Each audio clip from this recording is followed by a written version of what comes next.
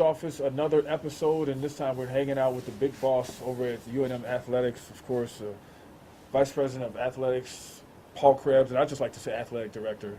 That's fine, man. That's good, right? That'll work. You know, busy year for you, huh? As far as stuff going on, and Well, they're always busy. That's one of the great things about our enterprise is there's something going on year round. Yeah. Even now during finals week, most of campus is slowing down. It's still a very hectic time for us. We've got teams competing with graduation. We're out trying to raise money, sell tickets. Always something happening, and usually very positive. and then football just wrapped up, and Right. and this year 4 wins. But I guess you could see the improvement in the team and stuff like that. Where's the program at in your eyes? I mean, you're the athletic director. You knew what you wanted coming in. You did your homework on Bob and everything. Where's the program at? I think wins and losses are a measurement of the success and the progress of the football team or any team, but it's not the only measurement. I think the win at Wyoming was a great way to end the year. I think for the most part we saw progress all year long. The offense continues to remain strong. We had a lot of young players get a lot of playing time. We've redshirted a number of players. I think the future is very bright, and I think Coach Davey at the football banquet talked about a bowl game. I think that's the next progression to go from 4-8 to where we're expect to compete for an opportunity to be in a bowl next year. I like what's happening off the field. I like the growth, the maturation, the academic performance, the teaching. So there's a lot to like about the progress. It's we're in an instant gratification society where you Twitter, text, you want something to happen immediate. Right. I think this has been a major rebuilding job, and I see the growth, I see the progress, and I'm excited about the future. Okay, yeah, because if for people who may not have been aware of how much of a job it was, you see it like it was really at the bottom as far as a rebuilding job. I think we were there was a lot of opportunity to get better, and there was a hole there, Van, and it was there for a couple of reasons. Obviously, the previous coach had struggled, and the scholarship limitations.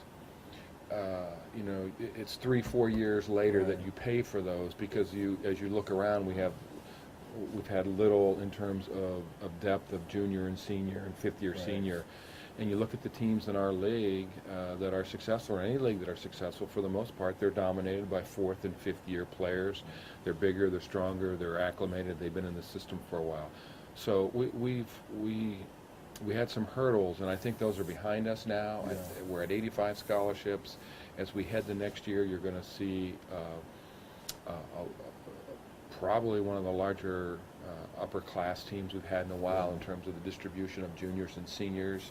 And those are the kinds of guys you expect to win with, because they're physically mature, they know your system, and so I'm excited, and I think Coach and the staff have done a good job of developing players. Our recruiting continues to improve, and I think you're going to see depth throughout the team, as opposed to a couple of positions really lacking. We've got now guys returning that have played a lot, have a lot of experience, and if we get some of the injured guys back healthy like we hope to, then and our schedule changes. Fresno and San Diego State and UNLV come off, and Hawaii, San Jose, and Nevada come on. So it'll give us a different look. And as far as you must be pleased, like the program's doing well, like all your programs that you oversee doing well, seem to be winning and having some success. Not all of them, but for the most part. Right, and you can always point to the one or the two that say, man, I wish we were better here. I think you try and look at the depth of the program, how competitively are we across the board. That's why the Directors' Cup, the Learfield Directors' Cup, is important to us, because it measures your competitiveness across a variety of sports. Right. Men's soccer, not quite the year we've had in the past, but there's no question we're a top 20, top 25 team. Our golf programs, baseball, our tennis programs are really improving, our swim program's really improving. I think this is a little bit of a growth year for men's basketball with the transition of new players in and 3 and 4 year starters out. Yeah. But you can see in the short time tremendous improvement in the team. Right. And I like the way that this team's going to evolve. We got young guys who are going to get a lot of playing time, and you're already seeing them get better. And there'll be some bumps in the road, but no question, future's very bright there. Yeah, and the basketball team, you just the pit, you just had a naming. Somebody bought the naming rights, and of course there was an upheaval. People were like, oh, I just want to call it the Pit. Wise Pies Arena, aka the Pit, caused kind of a firestorm of criticism for a minute there, didn't it? Well, I think what's been exciting for us is the business community has been very supportive. They understand. I think you have to give Steve Chavez and Michael Barrett a lot of credit. When you have local businessmen in the community in our state who want to step up, who want to make a difference, who believe in economic development in the state, trying to make the state better, I give them a lot of credit. And I think the people, most of the people really understand and get what we're doing and understand the need for the funding. Yeah, there's always some, there's some noise about a change. It was University Arena, it's now Wise Pies Arena. We understand the diehard fan will still call it the Pit. Right. But from a business standpoint, in and around the state, in and around this region, if you didn't know about Wise Pies before, you do now. I think it was a brilliant marketing move on their part, and our fans that are really supportive understand it, and as far as I'm concerned, that's behind us, and we're thrilled to have Steve and Michael as our partners. And whose idea was it, aka the Pit? Well, I think we recognized, both sides recognized the need to keep the word the Pit in in and around the title. It's kind of how we're known nationally, and I think Steve and in particular recognized that was an important legacy to who we are, and we didn't want to lose that. Yeah, that made me think about: would there ever be an opportunity to do it for University Stadium?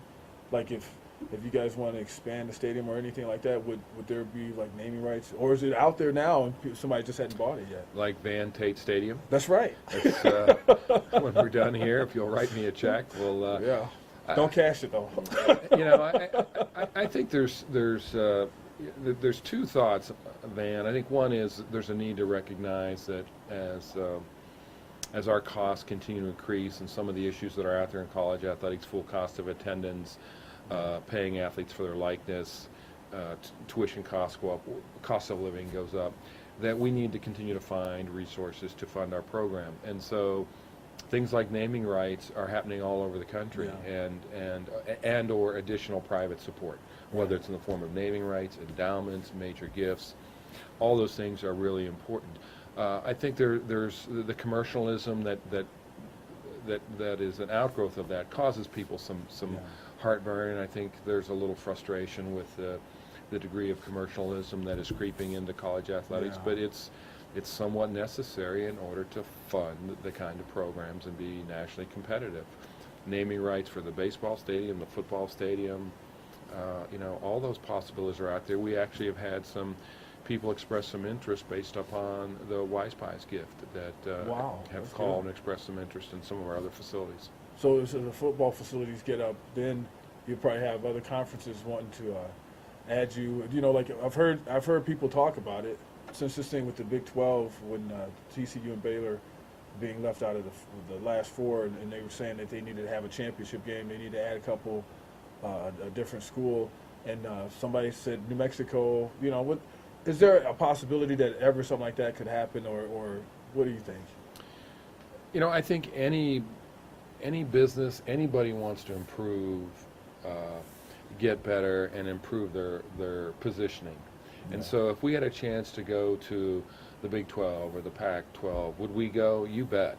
And our goal, and I believe in this athletic department, is to position ourselves in the best light possible, so that if an opportunity like that presents itself, we're prepared and we're ready to accept it. Having said that, I don't think the Big 12 is expanding. I think I think they can have a championship game without 12 teams. I think they could get a waiver. And secondly, if you look at the history of those championship games, more often than not, they're preventing somebody from getting into the BCS or now the playoff. Yeah, you're right. Georgia Tech easily could have won that game. Had Ohio State not won by the margin they did, had Alabama gotten beat. So I don't think I don't think the Big 12 will change how they do business based upon one event. Bob Bowlesby's an incredibly smart leader, very well respected, the commissioner of the Big 12. I think they'll assess. I think they'll review. I think they'll look at options. I personally don't think one of their options will end up being adding teams. In the end, it's simply a matter of math. They're getting $25 million a school for their media rights. Unless teams are bringing at least $25 million to the table in additional revenue, everybody else is having to take a haircut. Yes. Everybody else is going to have to take less money to add more people into the league, and I don't think those schools will do that. Wow. So expansion is like So probably done, huh? If you added 2 more teams, then unless they bring in additional money, everybody's getting less money from their media rights. Those teams would have to bring in at least $25 million of additional value in order for everybody to stay static. I don't think there's schools out there that bring that. I'd like to think we bring great value, but value today is measured in your media rights, and all these conferences have long-term media rights deals already in place, and I don't see those expanding because they're adding other teams. Now that's one man's opinion, but I think there are a number of people that share my view, and there are others that don't. So we might as well just not even think about that. Well, again, our goal is to position ourselves to be as good as we can possibly so you can be attractive, to provide the best experience to our student athletes, to graduate our kids, to be nationally competitive, and if those opportunities present themselves, then we want to be ready. I just don't happen to think anything's going to happen in the next couple of years.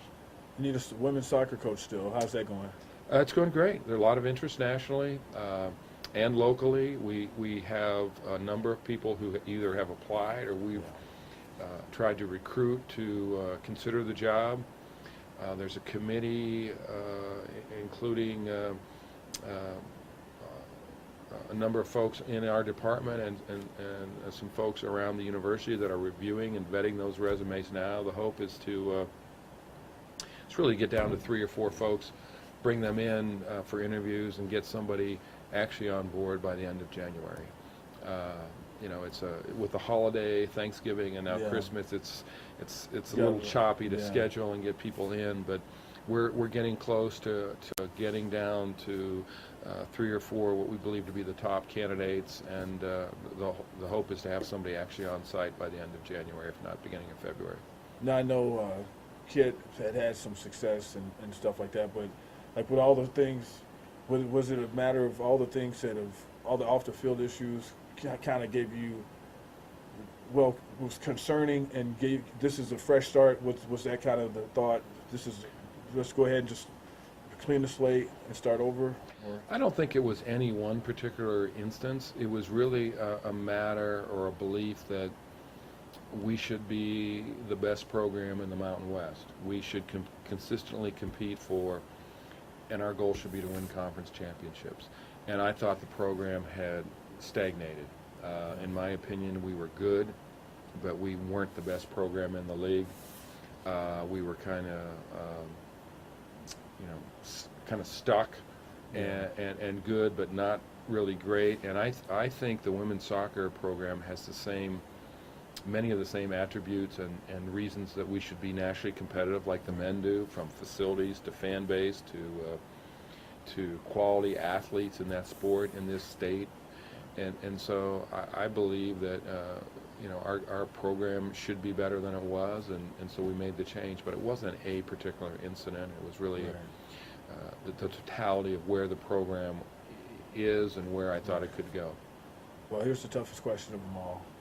Have you finished your Christmas shopping? I am no, and I've got a pretty hectic schedule here in and around the holidays, so I got to get some stuff done this weekend. working around our men's and women's basketball games and graduation. All right, man. Get that Christmas shopping done. All right, Van. Thanks. He's Paul Krebs, Van Tate, Dominic Crispin behind camera. We'll see you next time.